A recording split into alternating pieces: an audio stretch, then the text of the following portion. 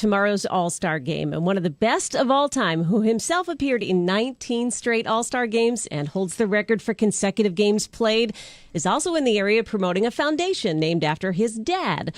Joining us now is the Iron Man himself, Cal Ripken Jr. Cal, it's always good to have you. Welcome to WTOP. Let's start here, if you would, with the Cal Ripken Sr. Foundation, which supports disadvantaged kids through sports programs. It's now partnered with Roy Rogers. It's celebrating 50 years in business itself. What are you doing with the foundation, and how are you two teamed up? Yeah, well, we're celebrating 50 years of Roy Rogers. Roy Rogers was always a special treat for me as a kid to go out for dinner, and so when we started to talk about how we could help each other, the foundation came up immediately, being able to raise a little money for the foundation and help kids. We started the foundation and named my dad when my dad died of lung cancer at 63 years old. And we thought his legacy was about helping kids. And he used to use baseball to get in front of kids, create mentorships and programs and those sorts of things. So we started that. And we look for strategic partners.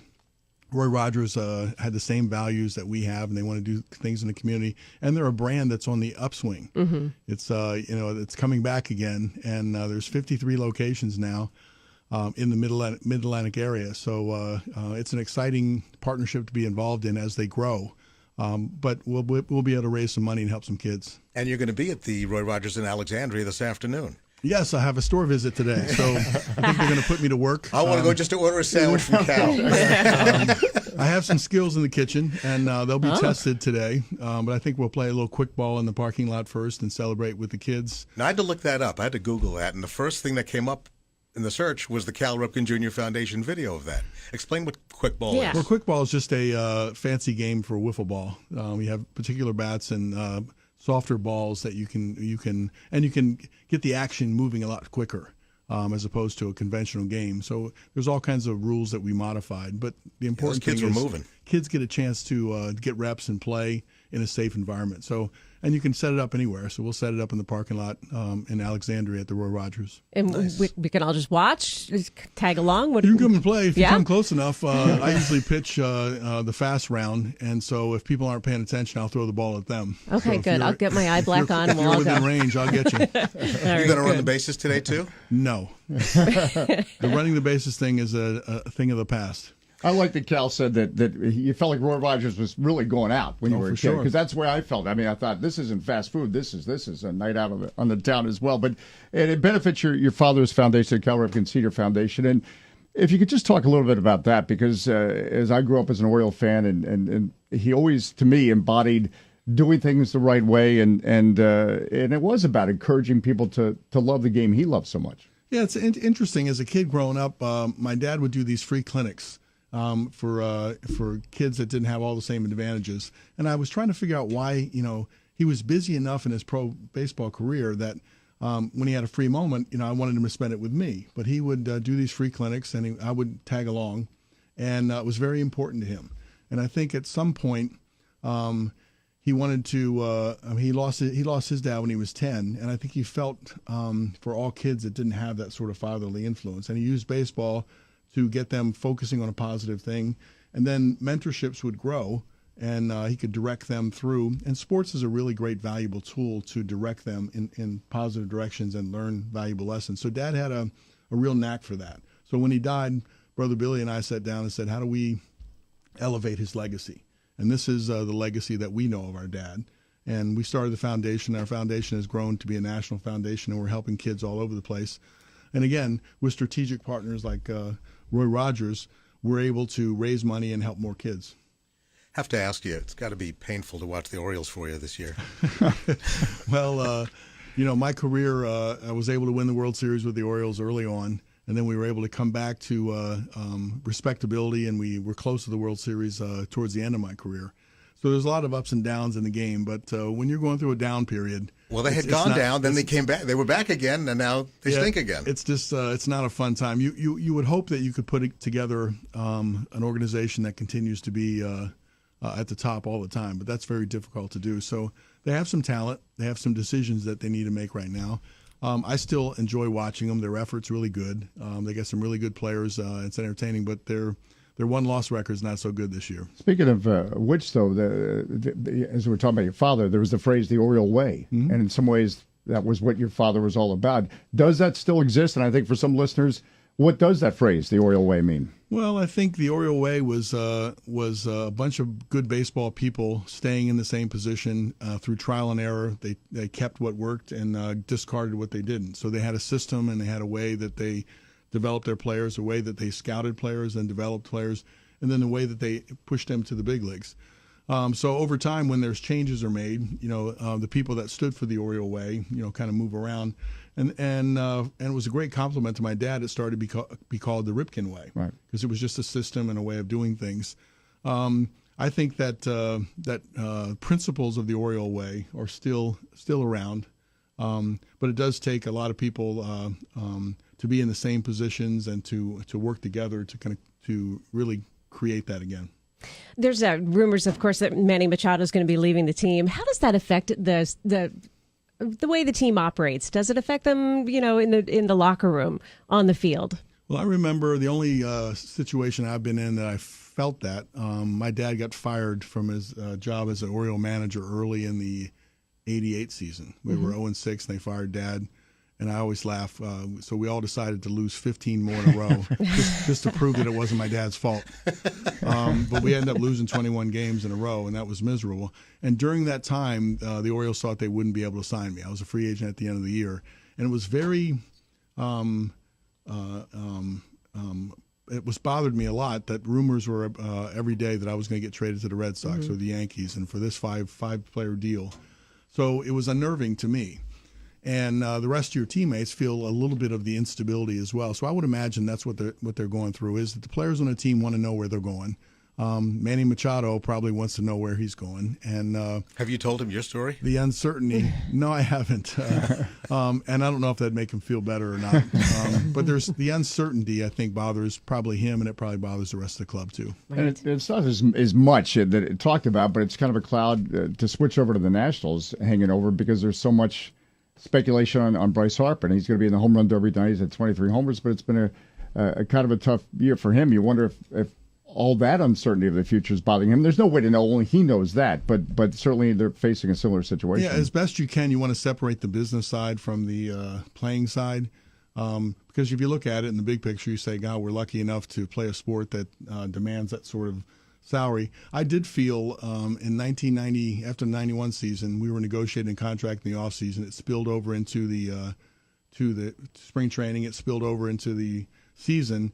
And it seemed like when you were doing good, the contract negotiations heated up. And when you were slumping a little bit, they would go away. Yeah. And that's not the way to play a season. So I think if you can separate and say, okay, there's time for negotiation, either it's before the season or after, and I'm just going to focus on baseball, I think you'd be better off. It's easier said than done, though, right? Oh yeah, because it's such a difficult mind game. Baseball's tough mentally because you got to do it every single day, and you got to keep an even keel. Anything that makes you go up and down, and especially a contract situation does.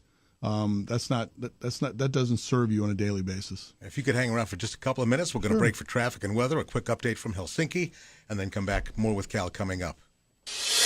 Traffic and weather on the 8s and when it breaks. Well, you're going to find the inner loop of the Beltway, Route 7. That broken down vehicle cleared from the roadway. Delays still back in Springfield, unfortunately. 66 east to 123. The broken down vehicle moved on. You've got 28 coming south in Sterling after 606 Old Ox Road. Accident activity along the right side of the roadway. New trouble, Frederick County, Boonesboro. 70 eastbound after Maryland 66. Crash very quickly moved over to the left shoulder. Accident activity moving into Silver Springs, southbound on Colesville Road before University Boulevard. That meant along the right side.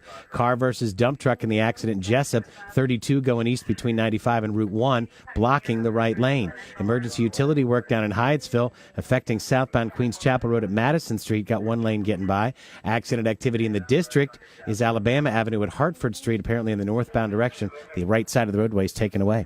General Dynamics Information Technology and CSRA are now one company, offering next-generation solutions across the government. Next, next is here. Find out more at thenextgdit.com. Jack Taylor, WTOP Traffic. All right, Sheena Parveen is here, and she's got our Storm Team 4-day forecast. Well, it's going to be hot and humid as we go through this Monday. Temperatures mid-90s, but feeling close to 100 when you factor in the humidity. We do have a chance for an isolated afternoon thunderstorm or two. Those should be clearing out by the evening hours. Overnight, mostly to partly cloudy, lows in the upper 70s and humid. And for Tuesday, mostly cloudy, highs in the upper 80s. Afternoon, scattered thunderstorms. Those should be clearing out in time for Tuesday evening. For Wednesday, less humid, sunny skies, highs in the mid-80s. Thursday, sunny skies, still low humidity with highs in the upper 80s. It's 80 degrees right now in Washington. It's 87 in Annapolis and 73 in Leesburg. And thanks, Sheena. We have, 80 degrees now outside the Glass Enclosed Nerve Center. It's brought to you by Dulles Glass. For all your mirror glass and shower door needs, visit DullesGlass.com. An update from Helsinki now at 8:21.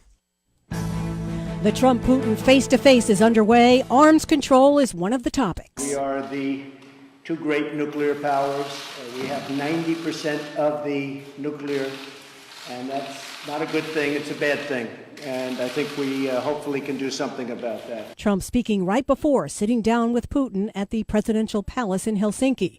Earlier, he was interviewed by Piers Morgan on Good Morning Britain. ABC's Tom Rivers. The president said he viewed his Russian counterpart this way. Right now, I'd say we're competitors, but for Russia and the United States and, frankly, the UK and other places to get along with Russia and China and all of these other places, Piers, that's a good thing. It's not a bad thing. It's a really good thing. And he says he thinks he and Putin can possibly get along very well. Trump has said that he plans to bring up Russian election hacking, but he made no mention of the subject in front of Putin and reporters. A joint press conference is planned after the sit-down. Mona Rivera, ABC News. It is 8:22, and we are with Cal Ripken Jr. this morning. He's getting ready for his appearance this afternoon at the Roy Rogers in Alexandria for some quick ball. And he's going to take your order, too, if you get there at the right time. That's right. You have to get your own condiments, so that's the only requirement with Cal. You know, we talk about quick ball, the Roy Rogers parking lot. I mean, you're so much about the Ripken experience up in Aberdeen and Pigeon Forge and Myrtle Beach and trying to encourage people to get involved in the game. As we reach the All-Star break, how healthy is the game in terms of attracting people, and what can be done to do more? Yeah, you left off my fancy title with Major League Baseball. I'm an advisor to the commissioner on youth baseball, but baseball is taking a serious look at it. They want to. They realize that maybe their demographic is getting a little old, and so they want to appeal more towards the to kids, so they can be future fans and when do it. So we've had some really good ideas. We've created an action-packed game that we're testing in our camps and our tournaments that makes it much faster, where we could play a game in an hour. You get everybody involved. They get to experience the game differently than the traditional way. So we're working to improve the game, and when I see it at the kids level, it's an honest, healthy participation. So maybe I don't see the full numbers, but in my day-to-day stuff, I see a lot of kids happy to learn and play baseball. Mm-hmm. Given the situation that the Orioles are in now and coming off this season, it's not out of the realm of possibility that there might be a new manager next season. Mm-hmm. Have they talked to you about that? No. I don't know if my managing I always thought that that was a possibility, but as I start to get older, it seems like less and less of a possibility. Why is that? I don't know. There's certain phases in your life when you get to be a certain age, you start to look at life a little differently. I still feel that I'd like to contribute in some way to big league team, because after all, that's what I spent my life in doing, and that's where I feel my expertise is. Sometimes when we do these business things or these kids things or minor league teams, I'm asking for help in all different directions because it's not what I grew up doing. So I still, in the back of my mind, think there could be an opportunity where I could help at the big league level. All right. One more time. Today you're going to be in Alexandria at the Roy Rogers. What time will you be there? 5 o'clock. 5 o'clock. You'll be taking orders, playing quick ball. Yeah, I think they're going to put me to work and see where my skills are in the kitchen. I do have some skills. You'll have a little something to do in your retirement. And I'll be throwing some quick ball and having some fun with the kids. All so right. It ought to be a nice celebration. And grab a bite to eat while you're there. Sounds Excellent. good. Thanks, we Cal. appreciate you being here so much. Thanks so much. Thank you. My pleasure. All right.